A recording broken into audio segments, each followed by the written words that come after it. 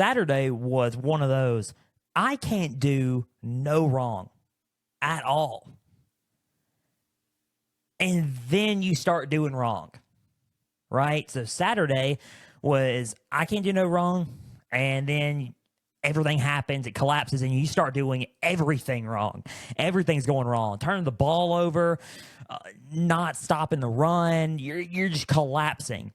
That's what we saw in Kyle Field Saturday night in College Station, Texas. Last weekend of October, and now here comes November, the heart of college football. Man, I love this stuff. Welcome to Pigskin Frenzy on this beautiful and chilly Tuesday afternoon. Thank you for joining us. I'm Joel Norris. Whether you're watching on YouTube, listening on Spotify, listening on Podbean, or listening on Apple, a big thank you for taking some time out of your Tuesday to just sit back, watch, and listen to some college football coverage presented by me. Now, if you're watching on YouTube, subscribe to the channel, like each episode, leave comments down below. Spotify, Podbean, and Apple, all you got to do is just share around with others and follow on there as well. X, Instagram, all you got to do is type in at pigskin_frenzy. Follow like the pages there. You're going to get episode updates. You're going to get news and highlights from across college and NFL football. You're going to get trivia questions on Instagram stories. Go and answer today's college football question as well as all things up to date for Pigskin Frenzy. Guys, just check out the website, www.pigskinfrenzy.weebly.com. All you got to do, home about me page, learn more about me as your podcast host, contact me page down below, name, info, email, question, you name it, I'll answer it on the show or off air if need be. There's the platforms page. There's also the affiliations page, which just brings us to our proud partners at the Beard Club. If you want a great shave and want to look good, I have a stubble growing. I got to shave that here in a few. But if you want a great shave and you want to look good, all you got to do is just go to the Beard Club. What are you waiting for? Significant others of your male counterpart, listen up to this right now. Beard Club. There's beard grooming kits and growthing kits to make your beard look firm and full. There's beard vitamins, beard oil, beard and face wash, beard balm, combs, boar bristle brushes, razors, and more. There's also shampoo and conditioner, 2-in-1 shampoo and conditioner, body wash, loofahs, and more at the Beard Club. Just go to my website, www.pigskinfrenzy.weebly.com. Click on the affiliations page. Click on the Beard Club logo on the affiliations page, and it will take you to the site. There's also my link tree. It's at the description of this YouTube video down below, my link tree. You can click on all my X bio and my Instagram bio as well. Click on the link tree, click on the Beard Club link, and it will take you to the site. 25% off with the code EARLYBIRD. Early Bird holiday sale going on right now. Early Bird, EARLYBIRD. Early Bird. Early Bird holiday sale, 25% off with that code at the Beard Club. Beard Club, proud partner of Pigskin Frenzy, is going to help your grooming needs and facial hair needs be met. Thank you to our proud partner at the Beard Club. Go out and get their products. College football day today. I just blasted the mic with my arm. College football today. I am so excited to talk about everything that went down this past Saturday. Moving forward, this is our last week, by the way, and this is a big announcement here. Our last week of going over the AP poll. Next week, we will go over our first set of Frenzy college football playoff rankings. I'm so excited. Our brand of rankings, who we have in the top 25, who we have in the top 12 in the playoff spots, who we have there. Could we release brackets? I don't know. We may release brackets. Who would know? But 12 right now, man, the top 12 teams in the college football playoff in our, rankings, our Frenzy rankings coming out next Tuesday on Election Day episode of Pigskin Frenzy and next Wednesday on X and Instagram. So can't wait for that. But for now, this is the last week we're going over the AP poll. Going to talk about these slate of games because it was a doozy this past weekend. I was 3-1 in my college football Pigskin Frenzy picks. Only got one game wrong total out of the whole week. We'll discuss that, with NFL on Thursday, 4-0 on, NFL picks. But we're going to discuss that Thursday. 3-1 this week. Got a lot of my games right. Besides one, we're going to talk about that here in a little bit. We're going to talk about the top matchups here in a little bit as well of Week 10. And there's some interesting matchups. One I was conflicted on picking, but they're all finalized and set. We're ready to go for this show. Let's kick off our Week 9 recap and let's discuss everything that happened throughout the throughout this week, right? Okay. Number one, we're going to get – you're probably going to think, okay, Joel, start off with Texas A&M and LSU. Don't worry. We're going to get to that game. Hold up. We're going to get to that game because I'm going to go into detail with that one. Just give me some time. Let's talk about one game first, and we're going to talk about Oregon, Illinois. Kick it off with that. Then we're going to kick it off with – we're going to do Illinois, Oregon. Then we're going to do Texas, Vanderbilt. Then we will do the – Navy and Notre Dame. Actually, you know what? Flip-flop it. Let's do Oregon, Illinois. Then we'll do Navy, Notre Dame, then Texas Vandy, and we'll get into that. Okay, Oregon, Illinois. On CBS, 3:30 Eastern, 2:30 Central kick. It was, obviously Pacific time there, so 12:30 kick for the Oregon Ducks and the Illinois Fighting Illini. I said that Oregon was going to win. It wasn't going to be close because I did not think that Illinois was a good football team. Don't get me wrong. But I think Oregon is on a different level and operating on a different level than most. I was right. Final score of this game between Oregon and Illinois, it was 38-9. Oregon 38, Illinois 9. I thought it was going to be a lot better than that, but it was a lot worse than I predicted. 38-9, Oregon dominates this game. They were more physical. When I watched this team against Illinois' defense, I was looking at it and I was like, Noah Whittington, that running back, is running people over. Illinois was in a fight with Michigan, and they were tough, bringing tough, matchups to Michigan. It was a completely different week this week. Illinois was the one getting ran over. And it was just because Oregon is a team that is, the number one team in the nation right now. And two, they're just more physical. Dan Lanning has a more physical up front on both sides of the ball. D-line, O-line, you name it. They're physical. Special teams, they run people over. It's not the finesse Oregon that a lot of people's used to seeing in their recent history. It is definitely 100% a physical football team. You got to be that way when you're entering the Big Ten, right? So they play very physical. That's one. Oregon also, if you look at the team stats, ran the ball for 229 yards. They looked really, really good running the football. Noah Whittington was a dynamic factor in this game. 56 yards and a touchdown. Jordan James had 83 yards, 15 carries. Riggs had 44 yards. Dylan Gabriel, he ran for a touchdown. He had a 5-yard touch. He ran 3 carries, 5 yards, 1 touchdown run. He also had 291 yards, 3 touchdowns, and an interception. He was 18 for 26. He wasn't the best, but he wasn't bad either. It was just enough to get it done. Oregon defensively was outstanding.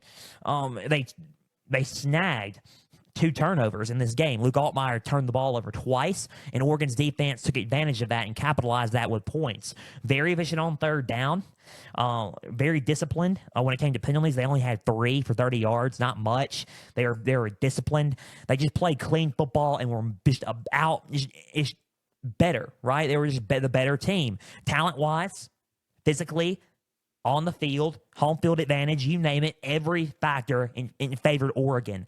I covered this game because I thought it was interesting, and you're thinking, if you kind of knew going into this game, you're covering this game, you're going in knowing, okay, this game's not going to be close, and you don't think it's going to be close, right? Then why'd you cover it? Well, one, I thought it was interesting. I wanted to do another Illinois game. That's one. But two, I thought it was an interesting dynamic. Illinois coming off of a huge win against Michigan, the defending national champions. How are they going to respond? But then I started thinking, okay, they're playing the number 1 team in the nation. Oregon's just on a different level, talent-wise, everything. I don't think it's going to be that close, and it wasn't. So those are my reasonings there. Just thought it was an interesting dynamic, even though I still thought Oregon's the better football team, and they are. That's fine. Here's my analysis. Illinois is most likely going to win out the rest of their schedule. They only have, 2 losses on the year. They are 6-2, 2 losses on the year going into week 10. They have Minnesota at noon Eastern. So that should be good. We're going to talk about that one in a minute. Oregon just looked better on both sides of the ball.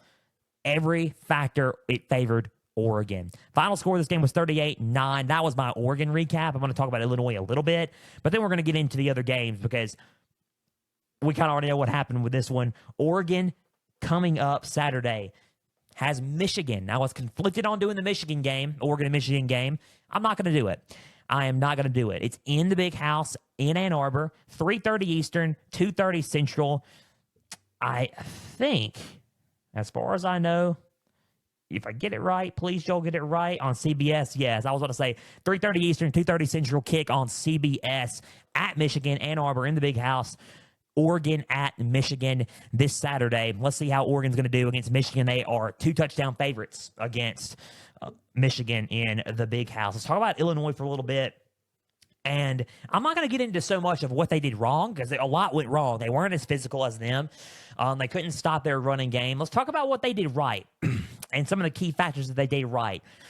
They had a lot of heart. I admired that. They were very disciplined when it came to penalties. I also admired that. That's going to come a long way in the rest of their schedule. Illinois has a shot of being a double-digit win team this season, for sure, hands down. If you look at the rest of their schedule, it favors Illinois. The way they're playing, it favors them. They just ran into a brick wall that was the number one team in the nation in the Ducks. And Oregon played like they were the number one team in the nation right now. So if you had to vote early on the Frenzy rankings who I have at number one, you're looking at it. It's Oregon. That's one. They were efficient on third down. Very clean with penalties. I mean, 2 penalties for 10 yards, not much. The only thing that they did wrong was turn the ball over. They were really, really good with time of possession, even though they lost the time of possession battle. They had 28 minutes, 45 seconds. Not too much of a differential between them and Oregon on that, but they were very good at that. They still have some tendencies of a very good football team. They are a good football team. They're just not better than who they played Saturday. That's really all I got for Illinois. It's not really the factor of Illinois is a horrible football team because I don't think that at all. I think Illinois is a solid football team this year. I think they have a shot at beating Minnesota Saturday. They have Minnesota Saturday at noon Eastern, 11 Central kick this Saturday. I think that Illinois was favored in that game, and I'm going to pick Illinois to win that game. Even though we're not covering it, I think Illinois is going to win that game. And also for Illinois, it's a home game. It's in Champaign. So I think when you look at Illinois, they're a solid team that just ran into a buzzsaw. That's really it. That's really it. That's all I got to say on that. Final score is 38-9. Oregon defeats Illinois. Oregon, they have a Michigan. 3:30 Eastern, 2:30 Central kick on CBS. Illinois, they have Minnesota at noon Eastern, 11 a.m. Central kick. I'm pretty sure that game's going to be on Fox, if I'm not mistaken. Either that on the Big Ten Network. I would assume it's on Fox Sports 1 this coming up Saturday. So Fox Sports 1 for Illinois, Minnesota. Let's move on. Let's talk about Notre Dame and Navy. I thought this game was going to be a little bit closer, honestly. I was wrong about that, but I was right about the outcome. Notre Dame won, and it was probably one of the worst beatings I saw this past weekend. It was bad. It was worse than the Oregon-Illinois game, and it just wasn't close. None of it was close when I watched the game. I was mentioning I thought I was going to regret covering the Miami Louisville game. I kind of regret covering this one instead. But final score, nonetheless, is Notre Dame 51, Navy 14. Notre Dame 51, Navy 14. Oh, man. Let's talk about it. Let's talk about what Notre Dame did right, everything. If you look at let's talk about this. Think about this. Navy. Sorry. I said that Navy did not need to turn the ball over last week. They did not need to turn the ball over against Notre Dame at all. Notre Dame was going to capitalize on it. They turned the ball over 6 times, and Notre Dame capitalized on it. They outgained them in passing, 201 to 88. That's a circle. Click the pen. Click the pen there. Circle that if you hear it on my desk. Drawing right there. Circle that. Big reason why they lost. 88 yards passing, even though Navy is known for an option-based team. I get that. They ran the ball well, 222 yards on the ground. Not outgained Notre Dame's rushing yards, though. They got 265. Only thing that Notre Dame did wrong was the penalties. 9 penalties for 80 yards. Clean those penalties up. Here's my analysis, though. Notre Dame's a better team. They're a well-coached team. They got more talent on both sides of the ball, and Navy has not played anybody up until this point. And they did. They did play somebody, and they played Notre Dame. Notre Dame is now 8th in the nation in the top 10 game there. So, Notre Dame, solid football team, ran the ball well with Jeremiah Love. They needed to establish the run with Jeremiah Love, and they did. He had 102 yards, 2 touchdowns. Riley Leonard had 83 yards on the ground with 1 touchdown. Kadrian Young had 52 yards on the touchdown. Riley Leonard also had 2 touchdown passes and 178 yards. Receiving, Collins had a touchdown receiving. Mitchell had a touchdown receiving as well. Jaden Greathouse had 42 yards receiving on the day, too, with 1 reception. Notre Dame was just all over the field in MetLife. They were moving the ball well, extremely well. They were very physical up front and out physically Notre Dame on the line of scrimmage, and I felt like that was the key part of the game. Besides the Navy's turnovers, we're going to discuss that here in a little bit. Notre Dame didn't really have the best answer for Blake Horvath on the ground, but that didn't matter. And it didn't matter because they were physical up front. They stopped everybody else, and Navy just cost themselves in a lot of areas, and Notre Dame capitalized on that and scored more points. Notre Dame was just better talent-wise, and I didn't think it really mattered in that regard. 51-14 is the final score of this game. That's really all you got to say about Notre Dame. If you look at Notre Dame right now, they most likely are a college football playoff team, regardless of that one loss.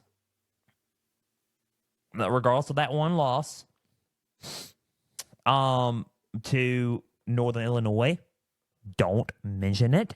And regardless of that one loss, Notre Dame is a playoff team. They are, if you want to look at them, 7-1 in the nation. Their next schedule, if you want to look at their next schedule, let's look at their next schedule. They're on bye next week, or this week. Saturday, they're on bye. Next Saturday, 7:30 Eastern, 6:30 Central kick on November 9th.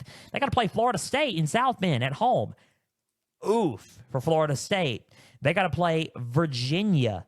They got to play Army. Army with Bryson Daly. Circle that game. That's probably that could be a big contest for them, maybe. Let's see how Army does, and see if Army does something that Navy did not do, their counterpart did not do. Then they got to play USC.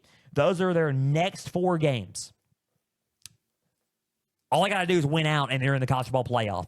Regardless, they have to suffer a second loss for them to be out. The only reason why I see, if Notre Dame loses another game, 1 or 2, say they get upset by Army or Virginia and then lose to USC. I'm not mentioning Florida State. Don't talk about Florida State.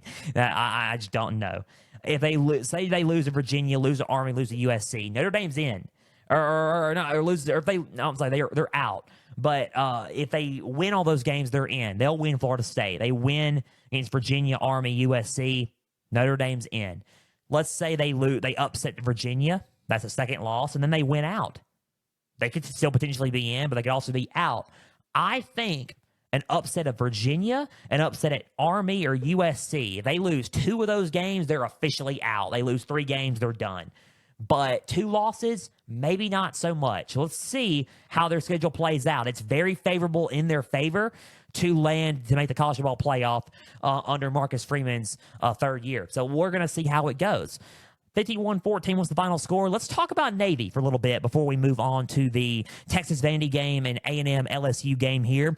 Doing good on time for this episode. Navy did not allow fumbles and turned the ball over with fumbles all year this year. They had 5 on the ground. 5.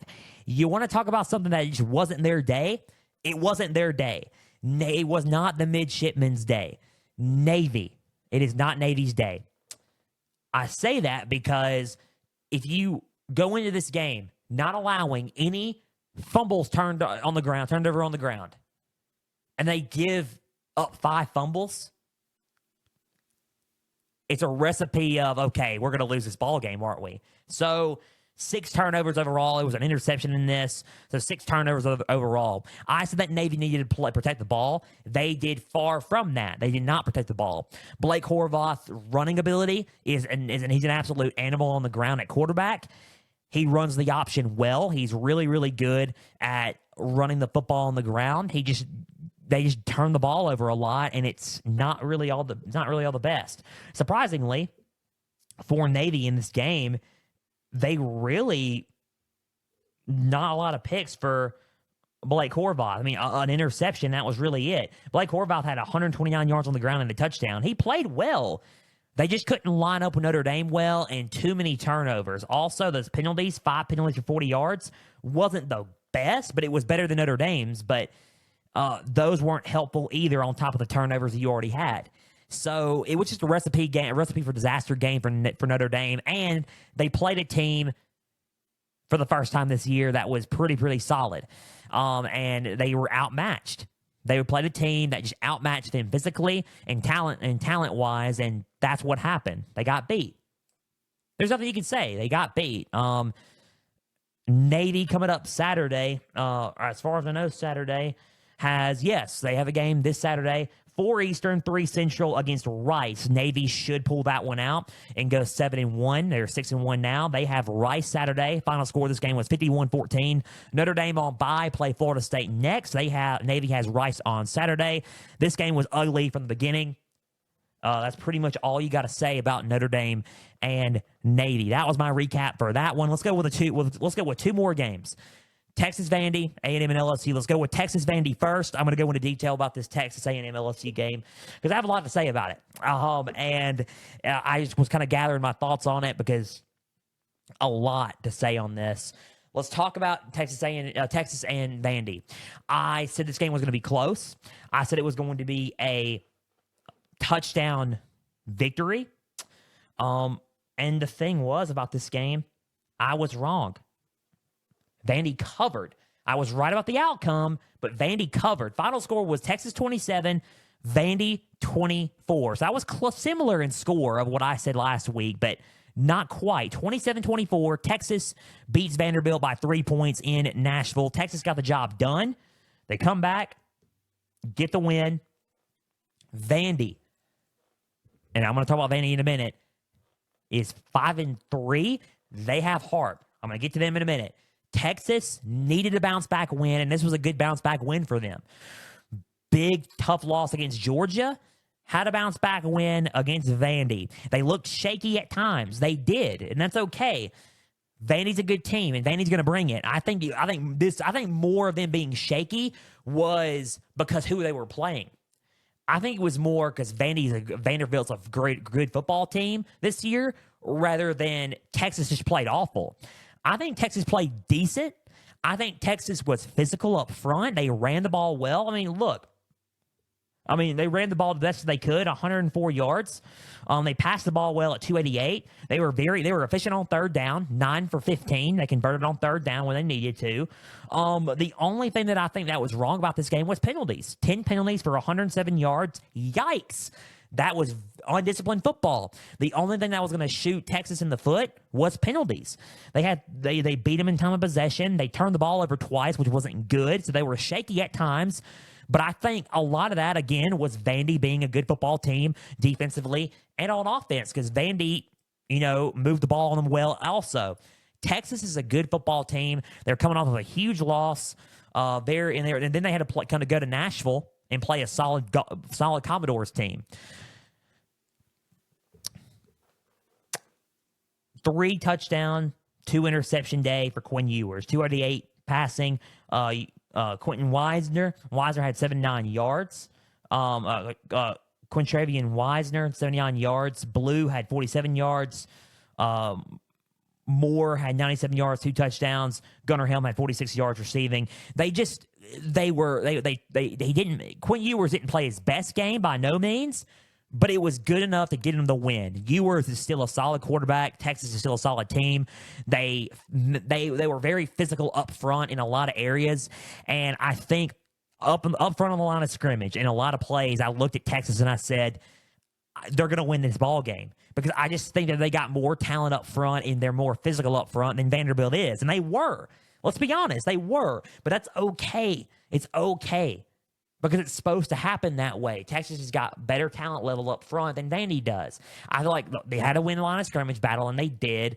I think they could have cost themselves with penalties in an upset. They could have, but I think they got lucky in the sense of they played just a tad bit better and late than Vandy did, and I think that's what helped them out in this game.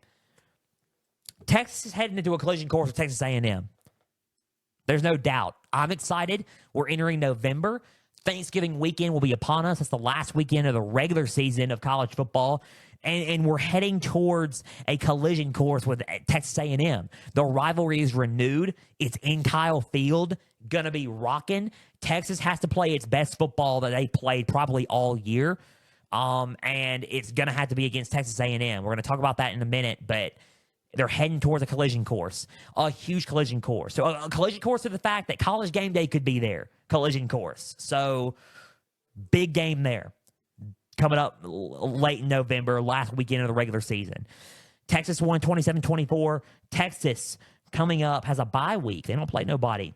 They play next Saturday, noon Eastern, 11 a.m. Central, next Saturday, November 9th, against Florida. Florida at Texas.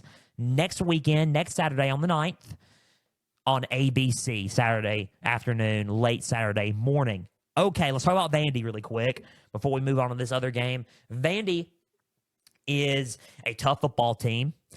No doubt. I anchor down. I'm going to say it, anchor down. They are a solid football team. Look. Diego Pavia played really good ball. He had 2 picks, yes, but the heart that he showed, he had a rushing touchdown, 2 passing touchdowns, 143 yards, 67 yards on the ground, 16 for 29.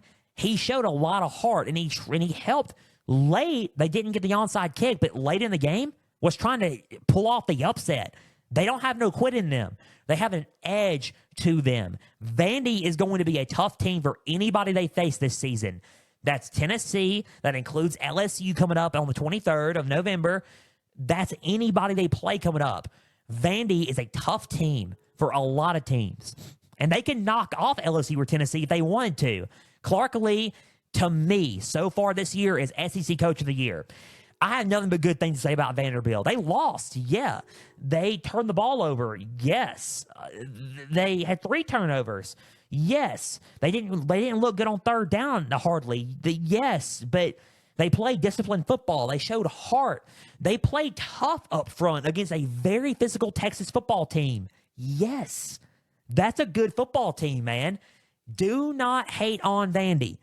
To me, in my eyes, if Vandy continues to win, they're still ranked even as a 3-loss team. This team, and I'm not joking, has the potential of winning 10 games if they wanted to. 9 to 10 games.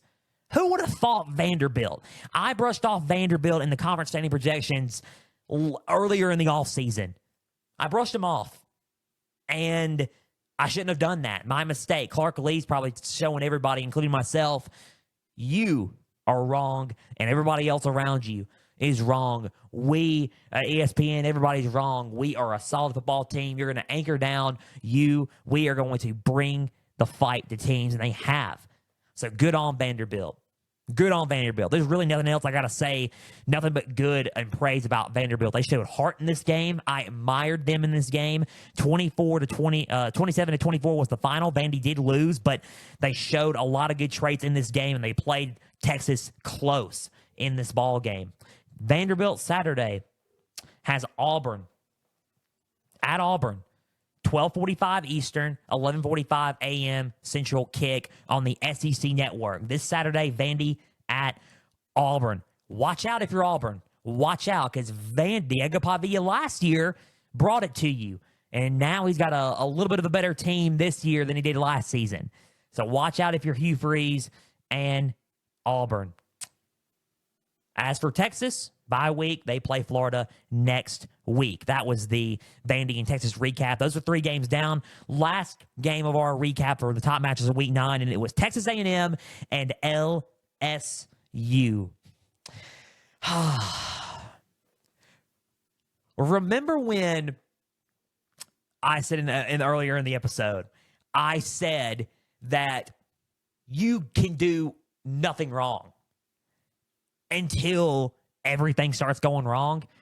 That was Saturday in Kyle Field. It was 17-7 LSU at the half. Cue the world's smallest violin on this one.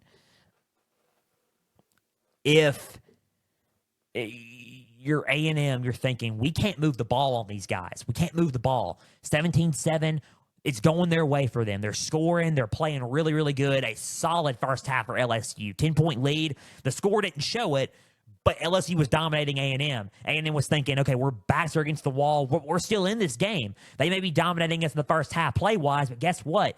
They still got a 17-7. Damian Ramos is missing kicks. They're making penalties. They're shooting themselves in the foot in a lot of areas. Field goal kicking, special teams was not good Saturday for LSU. We can come back in this game. We just need a spark. We need something. And then Nuss threw a pick. Garrett Nussmeier for LSU threw a pick. And Connor Wingman wasn't getting the ball down the field. And I saw Marcel Reed warming up. And I looked, and I was looking at everybody in my family, and I said, this right here, this could be right here the best thing that A&M could have done. They got a pick. Momentum is happening. I said, this right here could be a whole shift. A whole shift, right? A whole shift in this football game right here. This could be a turning point. This could be right here. They put him in at the right time. I said that. I said they put Marcel Reed in at the right time. And guess what? Immediately, first play in, red zone, they score a touchdown. So it's 17-14. Okay? They give A&M the ball back. Another turnover. You're like, what's going on? 21-17, A&M. Then happens again, giving the ball back. Another turnover. A&M scores again. It's 28-17. And then you're thinking Kyle Fields rocking. 109,000, almost 109,000, the third largest capacity seating for an A&M game in history of this program, filling in that night. Huge, loud, roaring. One of the top environment, probably if not the top environment in the SEC, largest stadium in the SEC, along with LSU and Tennessee and Bama and others. Death Valley's rocking, but Kyle Field just gave them a run for their money Saturday night. They're rocking. Everything's happening. LSU's collapsing. And then they collapse even more. LSU scored late. It did not matter because they could not stop Marcel Reed. He scored again. Final score of this game was 38-23, Texas A&M. Texas A&M 38, LSU 23. A&M defeats LSU in a big comeback in the second half, dominates them in the second half, completely changes the tide of the game. Marcel Reed is your starting quarterback. A&M just secured, by the way, the first place spot in the SEC. They are now number one in the SEC. They're undefeated in conference play, with their sole loss of the season being towards Notre Dame week 1 at home. Connor Wingman was the starting quarterback there. Connor Wingman, and this is not taking anything away from the guy. The whole point of the game was, can Connor Wingman deliver? Can he step up to the plate and deliver? He did not. They couldn't move the ball down the field with him. He was too inconsistent. Give Marcel Reed a chance, because when Marcel Reed played against Arkansas, played against earlier teams as well in the season, he was lighting it up for A&M. They were getting win after win. Then Wingman came back from injury. He lit up Florida as well. Marcel Reed got benched. Wingman came back in. Wingman didn't play the best, but they were playing against teams that weren't at the top. Plays a team that was at the top of LSU. Wingman gets benched in the second half because they couldn't move the ball down the field. It was a critical call that Mike Elko made, and it was 100% the right call. Reed was that spark. They ran the ball, and everyone was saying he's not going to launch the ball. And he launches a 54-yarder right off the gate when he comes back out there. They're saying, oh, he can't throw the ball. He launches it down the field, and A&M gets it. First down, big first down play for Texas A&M. He can throw the ball.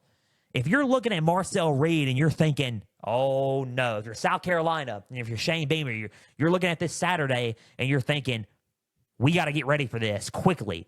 And this is not taking anything away from Connor Wingman. Not anything away from Connor Wingman. He's just not the starting quarterback for this team. Marcel Reed is. Marcel Reed gives them their best shot to win. And he's their spark. They have a strong option with him winning, and a strong, solid choice with him, and they're really confident with him at the quarterback spot. And A&M can win with him. A&M Saturday. A&M Saturday. If you look at what they did against LSU,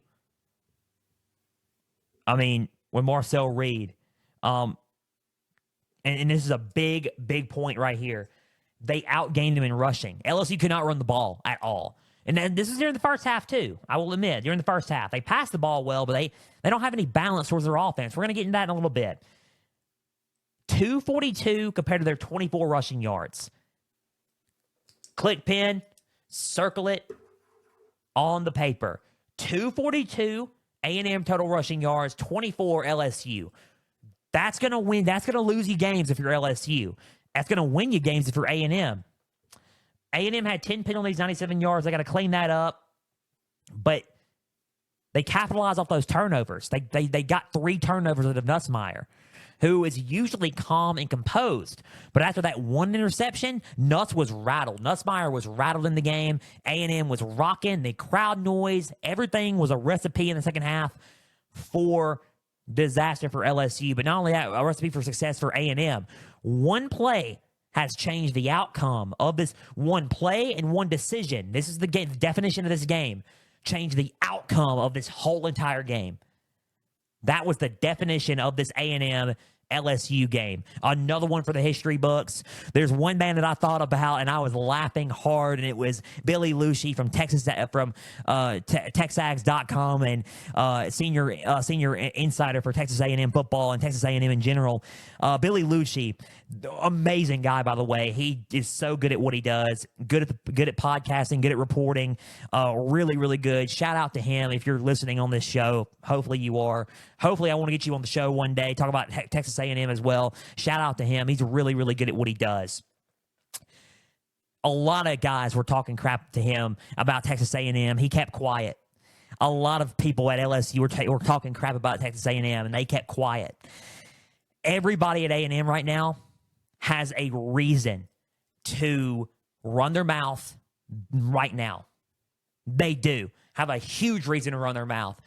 No disappointment there at all. No disappointment there from anybody. And everybody at LSU needs to hear what A&M's got to say. They got to take that trash talk and they got to get angry with it.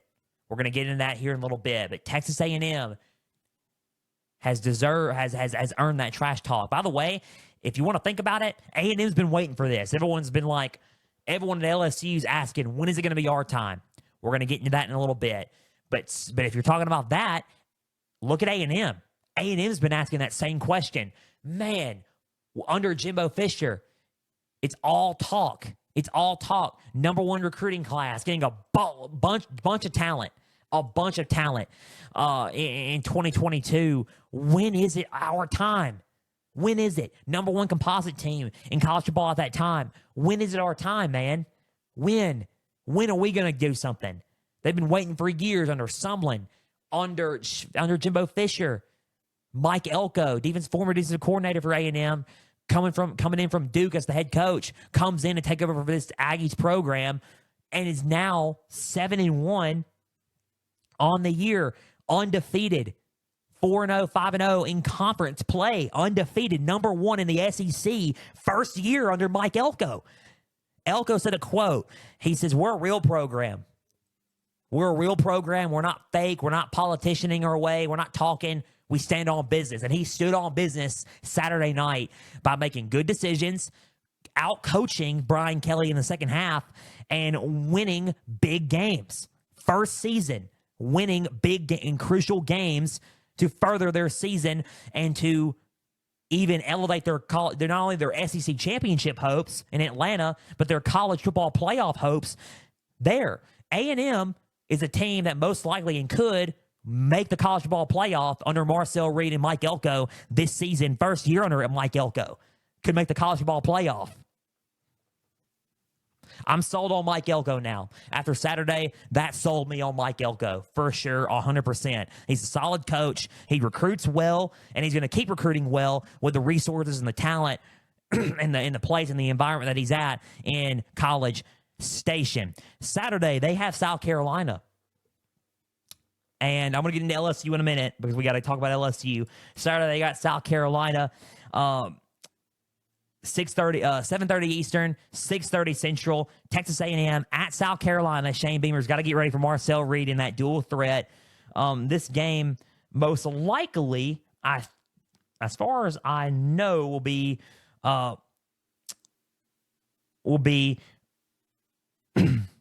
excuse me, yes, it will be on ABC.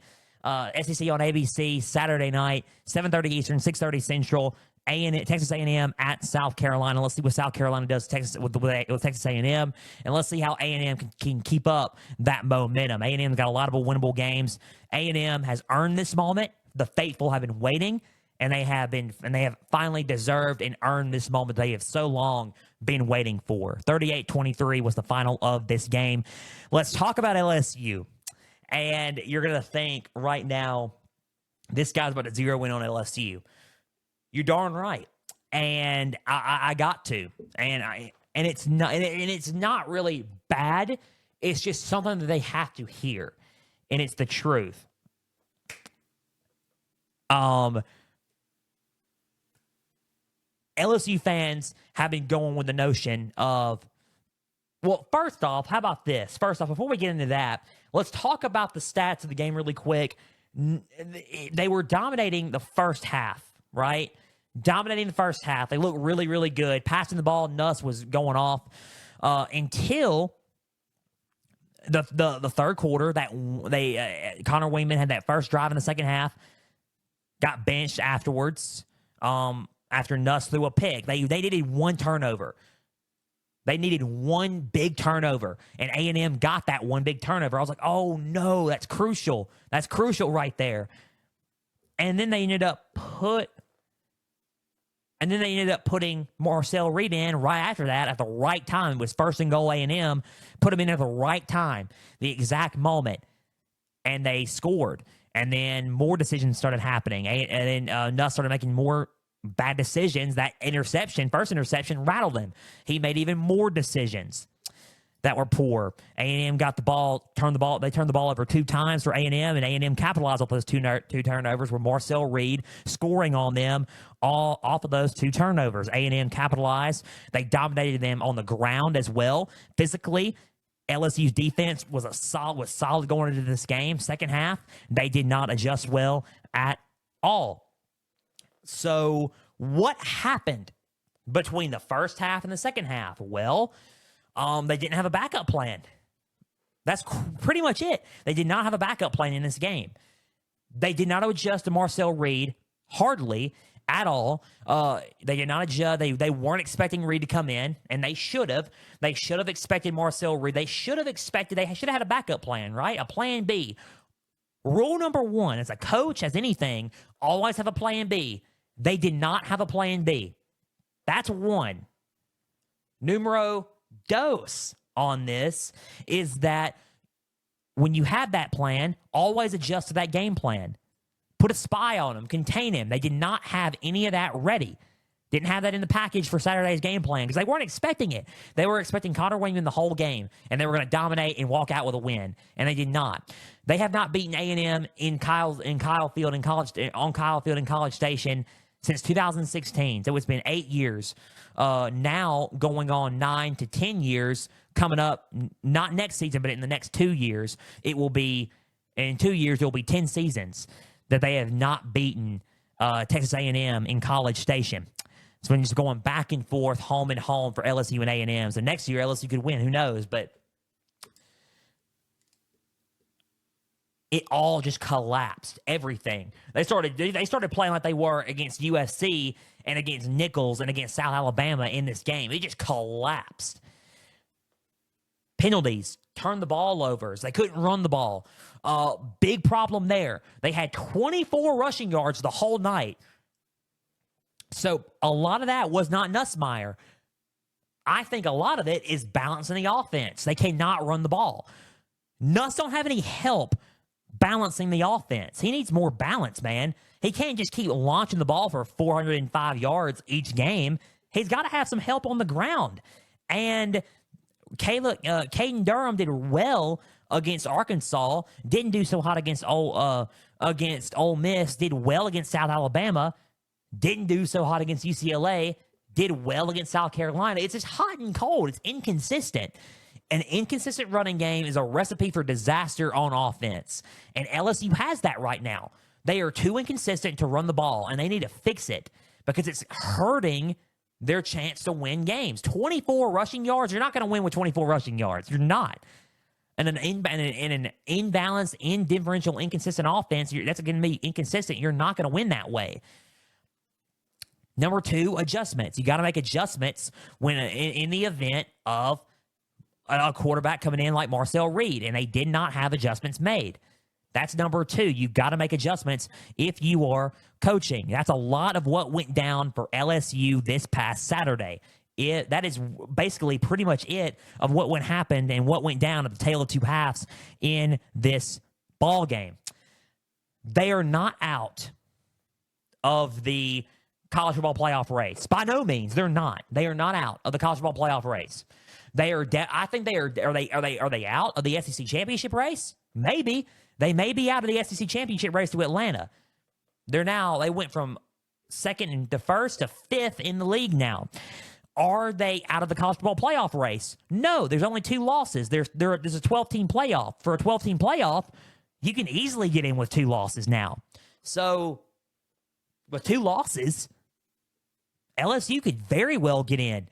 But they got to be Alabama. And that's next Saturday night in Death Valley in Baton Rouge. 7:30 Eastern, 6:30 Central kick on SEC on ABC. Saturday Night Football, Alabama at LSU. It's a playoff elimination game for both teams. That's a vital game and very important game for both teams. Let me tell you something, and this is just a truth bomb here. Now, LSU fans are asking, and this is what I was going to get into in a minute ago. I just went over the stats of the game. Let's talk about LSU for a second here as a whole. LSU, under Brian Kelly, and this is just being truthful, and fans are thinking, when is it going to be our time? Consistently our time. They won the national championship with Joe Burrow in 5 years ago, and 5 seasons ago, in 2019, yes. After that, they bombed. But then Brian Kelly comes in, they win the SEC West year 1, lose to Georgia, go to the Citrus Bowl, blow out Purdue in the Citrus Bowl. Okay, they're a ranked team going into Florida State. They lose their opener. They've lost their first opener against Florida State the year prior. Lost to Florida State the year after. Then they lose to USC in their year opener this season. They lost that one. LSU fans are thinking, when's it going to be our time? Consistently our time. There's been problems with not having enough depth.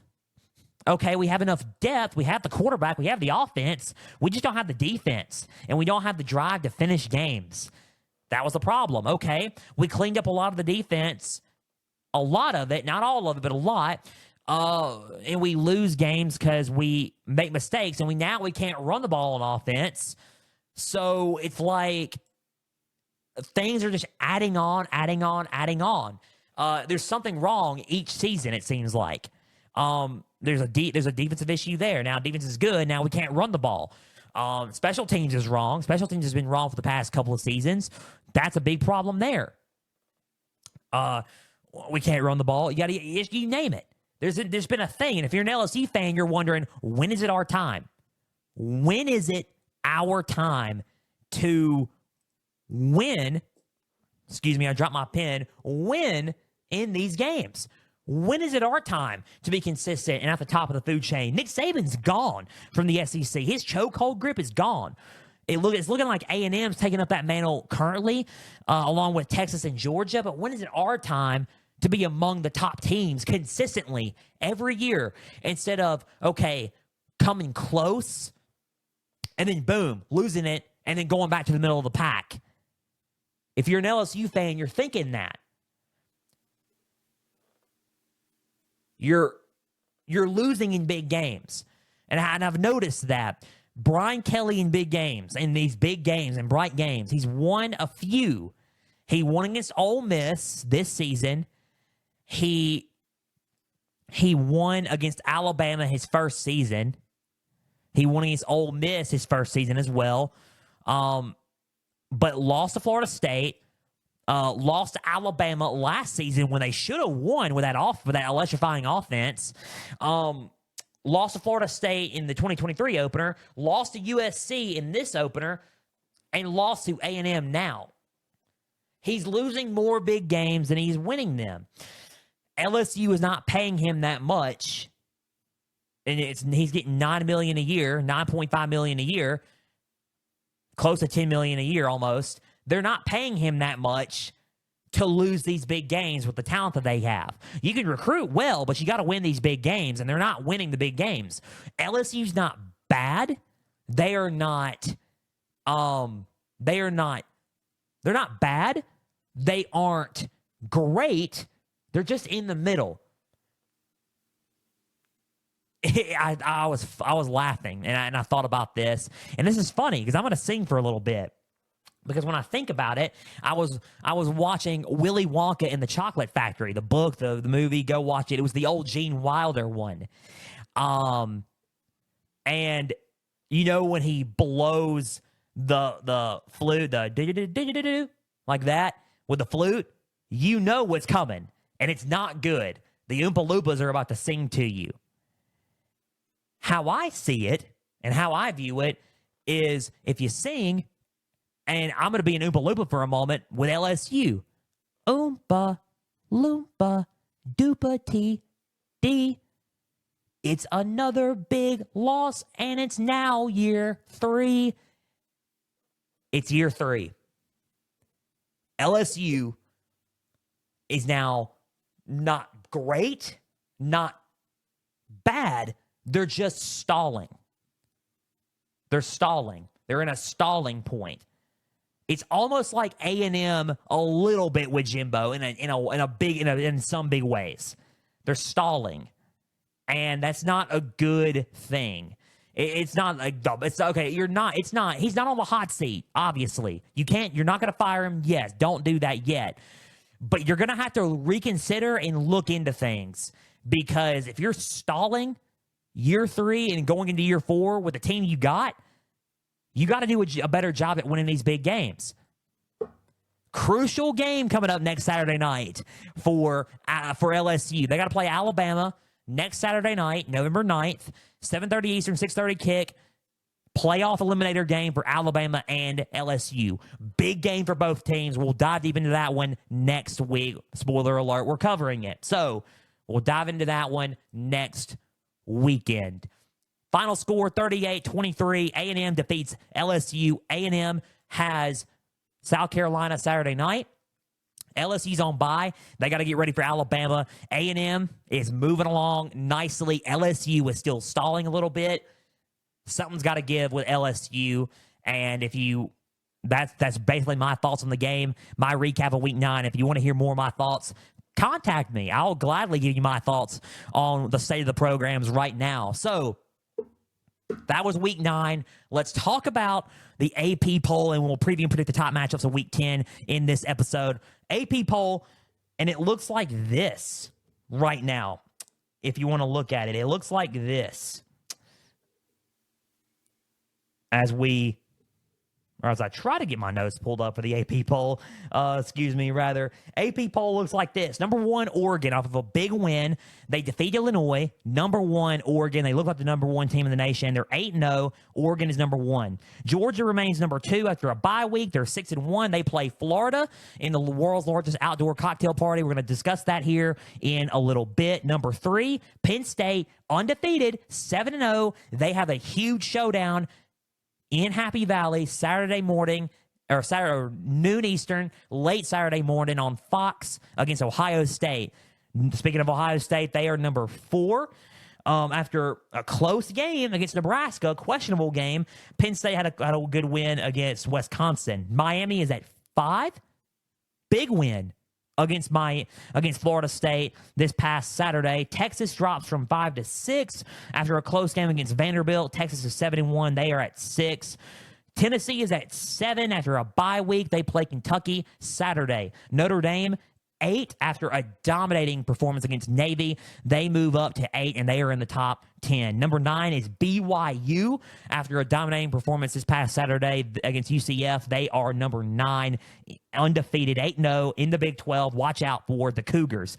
Entering the top 10 is Texas A&M after a huge win against LSU Saturday night in College Station. They are number 10, first place in the SEC currently. Number 11 and tied for 11, Clemson. Number 11, 6-1. They're still chugging along, still have a lot to play for in the ACC. And number 11, 7-0, Iowa State in the Big 12 is 7-0. Huge moment for Iowa State. They're on a collision course, it looks like, for the Big 12 championship. They have a huge game Saturday afternoon against Texas Tech, 3:30 Eastern, 2:30 Central against Texas Tech. Huge home game for them coming up Saturday. Number 13, I see you, Kirk Cincinnati. I see you. 8-0, they tie for the best start in their program history. They can eclipse that Saturday by becoming 9-0 against Michigan State. Indiana, 13 right now. Kirk Cincinnati is doing the thing. They are on a collision course against Ohio State. I'm saying that. Watch out. They could be undefeated by the time they play Ohio State on November 23rd. And if they beat Ohio State and Ohio State beats Penn State, they're undefeated. Indiana could be in the Big Ten championship under Kirk Cincinnati. Who knows?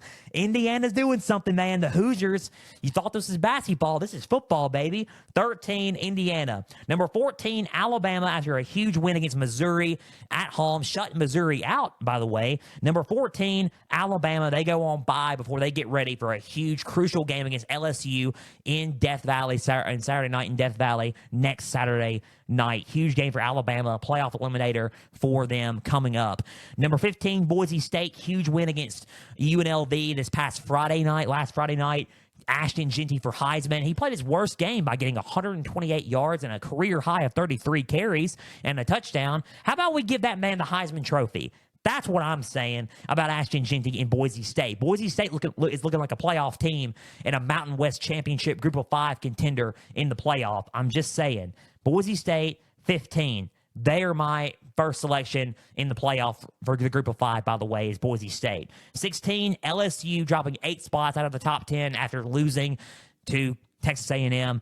Bye week, like I said, crucial playoff eliminator game against Alabama next Saturday. Number 17, Kansas State at 7-1. They drop 1 spot. They are 17 after a close win against Kansas. Number 18 is Pitt. Pitt is number 18. They're 7-0. Huge showdown with SMU, ACC showdown with SMU, 8 Eastern, 7 o'clock Central. This coming up Saturday in ACC play, Pittsburgh and SMU. Number 19, Ole Miss. They play Arkansas on noon Eastern, 11 a.m. Central on ABC Saturday morning. Ole Miss goes from 18 to 19. SMU is 20. They're 7-1. Like I said, huge showdown coming up with Pitt. We're covering that game, and we're going to discuss that game here in a little bit. Number 21, Army. They're still 7-0. Bryson Daly still chugging along there. They're my second team right now in the Group of 5. Number 22, Washington State is at 7-1, playing very well. Jake Diggert and the Cougars are playing very good at Wazoo. 22 is Washington State at 7-1 in the top 25. Number 23, 6-2, Colorado. They're back into the fold of the Big 12. They're behind Iowa State, and they're behind BYU. They're creeping in. They've only lost a couple of games. They've only lost 1 conference game, and it was to Kansas State. Let's see how it goes. 1 conference loss against Iowa State or BYU can thrust Colorado up into the Big 12 championship spot. So let's see what Deion's and his team got going down in Boulder. 23 is Colorado. 24 is Illinois after a huge loss against Oregon. Got a big game against Minnesota Saturday morning. And number 25 is Missouri after a huge loss against Alabama.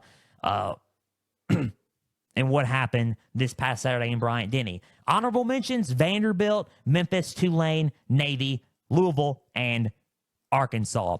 Okay, that's the AP Top 25. Let's preview and predict the top matchups for Week 10 for Pigskin Frenzy, or Pigskin Frenzy games for this week. And we're going to kick it off with Pitt and SMU. Why not? 8 Eastern, 7 Central. Pitt at SMU, night game in Dallas, Texas. Pitt 7-0 at SMU, 7-1.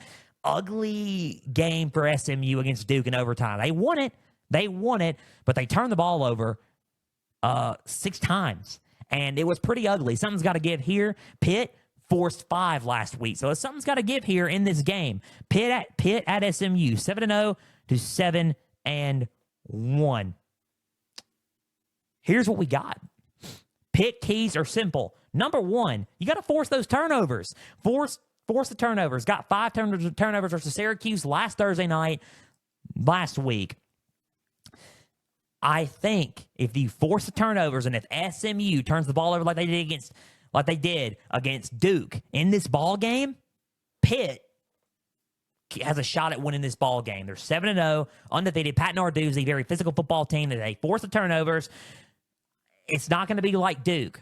This is going to be a game where SMU will lose. So, Pitt, they can do it if they can snag those turnovers. They got to force those turnovers. Number 2, win the time of possession battle.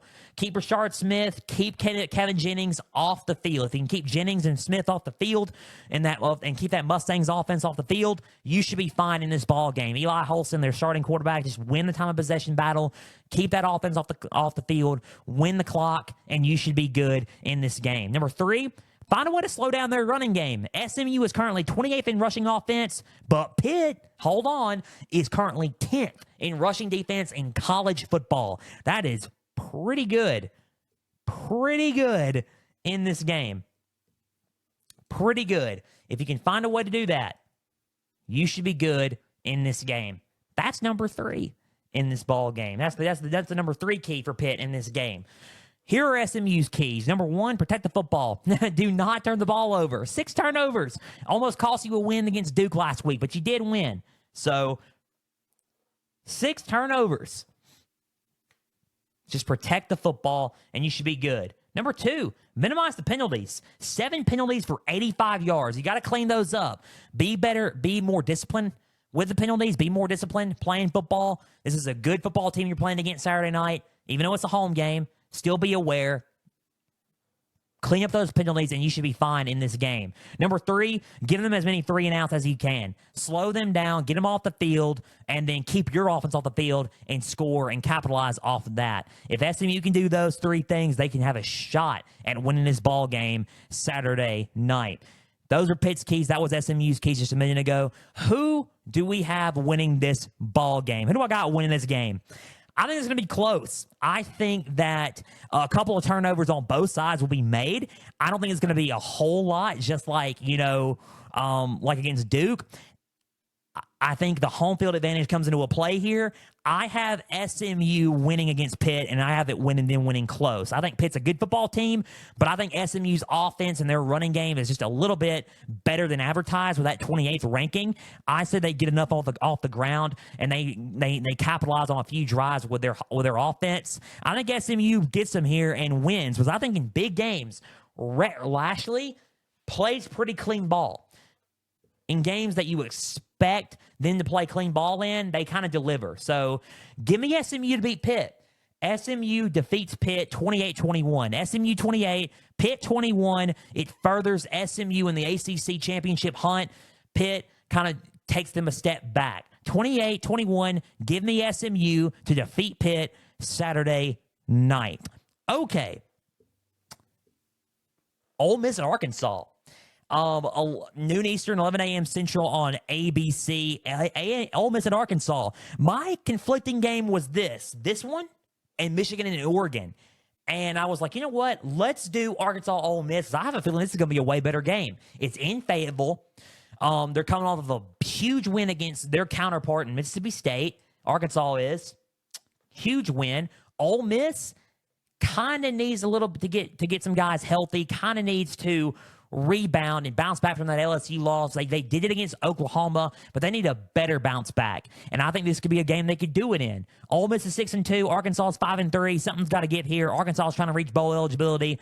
Big game here coming up, especially for Ole Miss's playoff chances. No margin for error for Ole Miss. Here we go. Ole Miss's keys are simple. Number one, you got to minimize the penalties. Again, minimize the penalties. You got to play disciplined football. 7 penalties for 94 yards versus Oklahoma last week.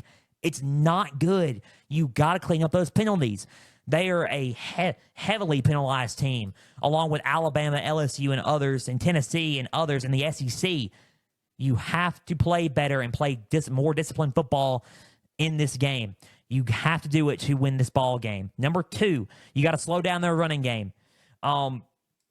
Their running game was explosive, and it's still explosive. Jaquindon Jackson is a solid back. Arkansas is a solid running threat. Any team they play against, but I mean, they didn't play good against LSU on the run, but usually they play good against the run on any team they play against. Number two, you got to slow down that running threat that Arkansas presents. Number three, you got to win the line of scrimmage battle. You got to out-physical them up front on both sides of the ball, on defensive line and offensive line, and you got to be more physical than they are. And if you do that, Ole Miss, you should probably walk away with a victory here in Fayetteville. Here's Arkansas's keys. Number one, establish the running game. 359 total rushing yards last week against Mississippi State in Starkville. Big time running from the Razorbacks this past Saturday against State. 359 total yards. If he put up that much on the ground, recipe for success for the Razorbacks at home this coming up Saturday afternoon and morning. Number two, win the time of possession battle. Keep Jackson darting that offense off the field. If you can keep him off the field and hold on to that ball and eat up some clock, you should win this ball game. And number three, win the line of scrimmage battle. If you win up front on both sides of the ball, you should be fine in this game. That is number three. Be physical and be more physical than they are. Who do I have winning this ball game? I think it's going to be close. I think that it's going to be very close. I think that Ole Miss is going to get I think Arkansas is going to get theirs. I think Ole Miss has got a little bit of a better offense. And if Trey Harris comes back for sure, this coming up Saturday, because he was out during the Oklahoma game, I think Ole Miss finds a way to win this one and squeaks by with a win here. I think it's going to be close because Arkansas always usually plays them close, but they get them here. I'm going to go with a score of 31-21. Ole Miss 31, Arkansas 21. I think that's close enough for me. I think that Ole Miss is going to run away with it very late. It's going to be close between like mid to like 4 minutes within the game, and I think it's going to be like 24-21, and then I think Ole Miss scores another touchdown late. 31-21. Ole Miss 31, Arkansas 21. Ole Miss goes to 7-2. Arkansas goes to 5-4. So Ole Miss defeats Arkansas and picks up the win on the road in Fayetteville. Okay, two more games. The world's largest outdoor cocktail party. Big rivalry game, Florida versus Georgia in Jacksonville. Florida versus Georgia in Jacksonville. Florida's 4-3, coming off of a huge win against Kentucky. Georgia coming off of a huge win, 6-1 against Texas, the number 2 team in the country. Again, Georgia is still Georgia as always. Georgia's a huge favorite in this game. The brunt of the schedule for Florida is now upon us. Georgia, Texas, LSU, Ole Miss, Florida State is now upon us for Florida. That's the schedule I've been talking about. The meat of the schedule's here, and it starts in Jacksonville Saturday. To pull off an upset, Florida's got to come up with some keys here, and this is the number one key. You got to win the line of scrimmage battle if you're Florida. If you're physical on both sides of the ball, you should be good. You got to try your best to out-physical them. Number 2, force turnovers. 3 turnovers 2 weeks ago against Kentucky. You snagged 3 turnovers. You force turnovers, and Carson Beck's been turning the ball over a lot. Force those turnovers and capitalize off those turnovers. Florida's on the verge of an upset, and the unlikeliest of upsets this coming up Saturday on ABC. That's number 2. Number 3, you got to win the third down battle. You got to convert on third down. If you're DJ Lagway, you got to win the third down battle, convert on third down, and capitalize off of winning those third downs. That's number 3 for Florida. Keep those drives going. Here are Georgia's keys. Number 1, you got to protect the football. If you're Carson Beck, play clean football. You got to quit turning the ball over, because even if you win this game and turn the ball over, it's going to happen in other games. And if you keep turning the ball over in other games, you're going to lose those top games, especially a playoff game. So you got to play better and clean football. Protect the football. 3 turnovers versus Texas last week. You got to play better in that regard. I dropped my pen. As I look for it, there we go. See, I'm sorry for unshowing my face on the camera, but here we go. Picked up the pen. That's number 1. Number 2, win the line of scrimmage battle. You got to be just as physical as Florida. If you're physical as Florida on both sides of the ball and out-physical them, which we already know, I think that you are the most physical team in this game, you should win this ball game. Number 3, establish the running game with Trevor Etienne. If you establish the running game with Etienne or Robinson or whoever, establish the run game and get some run the ball efficiently and effectively, and you should be fine in this ball game. Who do I have winning this ball game? I think Florida's going to come out and fight at first in the first quarter, maybe early second. I think Georgia's going to run away with it and win this game. I think Georgia's the better team. I think they match up way better than they do right now, currently. And I think they win this game 31-17. Georgia 31, Florida 17. Georgia gets the win, and they defeat Florida in the world's largest outdoor cocktail party in Jacksonville. Georgia 31, Florida 17. Georgia defeats Florida and wins this ball game. Okay. Last but not least, Ohio State at Penn State. Of course we're going to cover this one. Why not? I mean, we have to. Ohio State at Penn State. They're 6-1 going into undefeated 7-0 Penn State's Happy Valley. Most likely going to be white all around in State College. Let's see what happens. Game day is going to be there. Biggest game of the weekend for Big Ten and in college football. Noon Eastern, 11 a.m. Central on Fox. Something's got to give here. Ohio State not so doing so hot against Nebraska and other teams. Kind of a little bit of a sluggish, go after losing to Oregon. But let's see how Penn State responds, because Penn State, they're doing okay, but also kind of sluggish in some areas as well. Let's see what happens here. Ohio State's keys are simple. Number 1, win on third down. You gotta play better on third down. You were 1 for 10 on third downs last week against Nebraska. Capitalize on those drives. Be more efficient on third down and capitalize on those drives. Win on third downs. Number 2, win a line of scrimmage battle. Be more physical up front on both sides of the ball, because you have the talent to do it. Number 2, win the line of scrimmage battle. That's number 2. Number 3, establish that running game with Trevion Henderson and Quinshon Judkins. If you run the ball effectively in this game, it's going to be hard for Penn State to stop it. I think you got them if you can effectively run the ball in this game. That's the Ohio State keys. 3 keys for Penn State are simple. Number 1, start off fast. If you're Drew Allard or Pribula,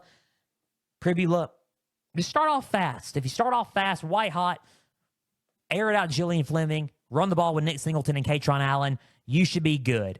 Just start off fast and capitalize really quick and put that defense on its heels to start off the game. Number 2, win the third down battle. Penn State currently is 16th in third down conversion percentage rate in college football. Third downs are a huge thing in this game. Ohio State can do it well. Penn State can do it well.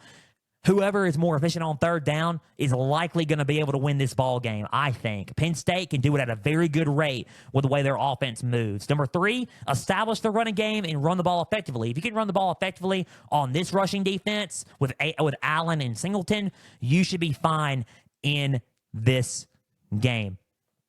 Those are the keys for Penn State. Those are the keys for Ohio State. Who do I got winning this ball game? I think it will be close, obviously. I think it's going to be a battle back and forth. I think Penn State's going to hang in there and be very physical with this team. However, I think Ohio State gets a field goal off late. I think they come away with a win late in this game and hand Penn State its first loss of the year. Ohio State wins it. They go to 7-1. Penn State goes to 7-1. Ohio State 27-24. Ohio State 27, Penn State 24. Penn State loses at home, gets their first loss of the year. Ohio State goes to Happy Valley and defeats Penn State. So Ohio State wins the game Saturday, 27-24. Those were my preview predictions. Those are the top matchups, and those are our Pigskin Frenzy games for Week 10. We're out of time. A big thank you for taking some time out of your Tuesday to just sit back, watch, and listen to some college football coverage presented by me. Now, if you're watching on YouTube, subscribe to the channel, like each episode, leave comments down below. Spotify, Podbean, and Apple, all you got to do is just share around with others and follow on there as well. X, Instagram. Just type in Pigskin Frenzy, at Pigskin_Frenzy. Follow like the pages there. You're going to get episode updates. You're going to get news and highlights from across college and NFL football. You're going to get trivia questions on Instagram stories. Go and answer today's college football question as well as all things to date for Pigskin Frenzy. Guys, check out the website, www.pigskinfrenzy.weebly.com. There, find all things up to date for Pigskin Frenzy. Shout out to the Beard Club, our proud partner. Go to the website and go to the link tree and click on the links and go to the Beard Club site and get your fantastic products there. We will be back Thursday with our latest NFL edition of Pigskin Frenzy on Thursday, recapping Week 8, previewing the top matchups of Week 8, previewing predicting the top matchups for Week 9, and going over see who's in and who's out with the Pigskin Frenzy NFL injury report. We're going to talk about some of the latest moves around the league, especially with the trade deadline coming up ahead on Election Day, November 5th for the NFL. And until Thursday, I'm Joel Norris signing off. We will see you then. For everybody out there, please and always stay the course.